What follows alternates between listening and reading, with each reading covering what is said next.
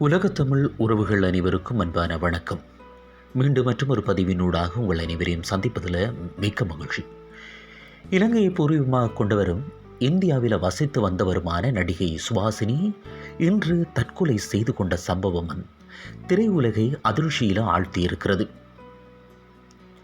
2009 அதுவும் இலங்கையினுடைய அரச தொலைக்காட்சியான நேத்ரா தொலைக்காட்சியில் நிகழ்ச்சி தொகுப்பாளினியாக இணைந்து கொண்டு பின்னர் இலங்கையில் இருக்கிற தனியார் தொலைக்காட்சி மற்றும் அரச தொலைக்காட்சிகளில் அதுவும் குறிப்பாக சக்தி தொலைக்காட்சி மற்றும் வசந்தம் தொலைக்காட்சிகளில் பணியாற்றி இருக்கிற இவர் 2012 இனி அவன் படத்தில் நடித்து இலங்கை சினிமாவில் தனக்கான ஒரு இடத்தை தக்க வைத்து கொண்டவர் தான் இவர். பின்னர் தனது பெயரை ஷாஸ்வி பாலா என்று மாற்றிக்கொண்டு மொடலாகவும் விளம்பரங்களிலும் நடித்ததுடன் இந்தியா சினிமாவிலும் கூட தொடர் நாடகங்களில் தனது திறமையை வெளிக்காட்டி தொடர்ந்தும் சினிமா துறையில் வெள்ளித்திரை சினிமா துறை என்று சொல்லி தன்னை அடையாளப்படுத்தி தனது ஆளுமைக்கு அப்பாலும் தன்னை வெளிப்படுத்தி கொண்டிருந்தவர். 2024 இந்தியாவில் சென்னையில் திருமண பந்தத்தில் இணைந்து கொண்டு அங்கேயே தனது வாழ்க்கையை வாழ்ந்து இவர் ஒரு குடியிருப்பு பகுதியில் தொடர்மாடி குடியிருப்பு பகுதியில் தொடர்ந்தும் வாழ்ந்து வந்திருக்கிற இந்த நிலையில் அந்த தொடர்மாடி குடியிருப்பில் தான் தற்கொலை செய்து கொண்டிருக்கிறார் என்ற செய்தி இன்னும் அதிர்ச்சியை ஏற்படுத்தியிருக்கு. இறுதியாக வீடியோ கால், அதாவது தன்னுடைய கணவரோடு வீடியோ கால் ஒன்றில் பேசி இருக்கிறாரு. அப்போ இருவருக்கும் இடையில் வாக்குவாதம், அடுத்த சண்டை ஏற்பட்டிருக்கு. இந்த கருத்து முரண்பாடால் தான் இந்த சம்பவம் நிகழ்ந்திருக்கலாம் என்று இந்திய போலீசார் சந்தேகம் வெளியிட்டிருக்கிற இந்த நேரத்தில் தென்னிந்திய திரைப்பட பாடலாசிரியர் முருகன் மந்திரம் என்பவர் இப்படி தன்னுடைய முகப்புத்தக சுவரில் பதிந்திருக்கிறார். ஷாஸ்வி பாலா மிக உறுதியான ஒரு பெண்ணாகத்தான் இருந்தார். இந்த உலகத்தை தன் முன்னே இருக்கும் சவால்களையும் எதிர்கொள்ளும் துணிச்சலும் கொண்டவராகவே இருந்தார். மிகவும் சுறுசுறுப்பானவர்.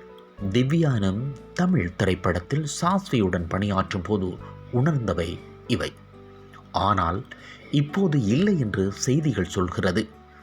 பூட்டிய அவரது வீட்டுக்குள் உயிரற்றவராக கண்டுபிடிக்கப்பட்டார் என்று பகிர்ந்திருக்கிறார்கள். மனித உணர்வுகள் செல்லும் திசை மிகவும் சிக்கலானதாகவே இருக்கிறது. உணர்வுகள் உணர்ச்சிகளாக வடிவம் பெறும்போது அதை கையாள முடியாமல் மனிதர்கள் திணறி விடுகிறார்கள்.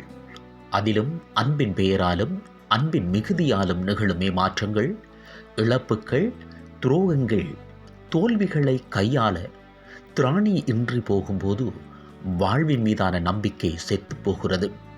வாழ்தலின் மீதான பிடிப்பு அத்துப்போகிறது. கூடவே இருக்கும் சக மனிதர்களின் மனதின் ஆழத்தில் இருக்கும் வலிகளை சில சமயங்களில் இரத்த உறவுகளும் உயிர் நட்புகளும் கூட அறியாமல் போய்விடுகிறார்கள். எல்லோருக்கும் அவரவர் வாழ்க்கை, அவரவர் பிரச்சனைகள் என்று ஓடிக்கொண்டிருப்பவர்களை தேடிச் சென்று வலியை பகிர்ந்து கொள்வது அத்தனை எளிதில்லை.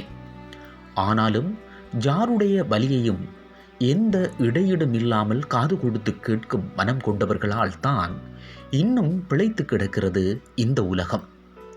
கூடவே இருக்கும் மனிதர்களையும்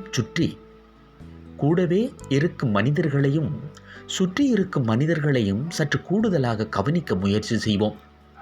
தீர்வுகளை நம்மால் தர முடியவில்லை என்றாலும் அவர்களை பேசவிட்டு கேட்பதன் வழியாக அவர்களின் வலியை மட்டுப்படுத்திவிட முடியும், அவர்களின் மனதை மாற்றிவிட முடியும் என்று நம்புகிறேன்.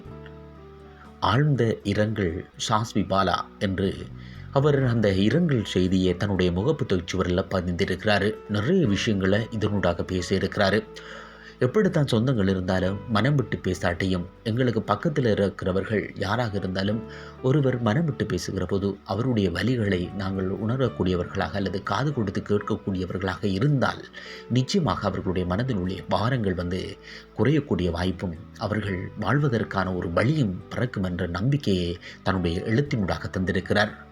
முருகன் மந்திரம் அவருடைய ஆழ்ந்த இரங்கலோடு துறைநிலா வலியொலி பக்கமும் ஆழ்ந்த இரங்கலை தெரிவித்துக் கொள்கிறது. மீண்டும் மற்றொரு பதிவினூடாக உங்கள் அனைவரையும் சந்திக்கிறேன். நன்றி.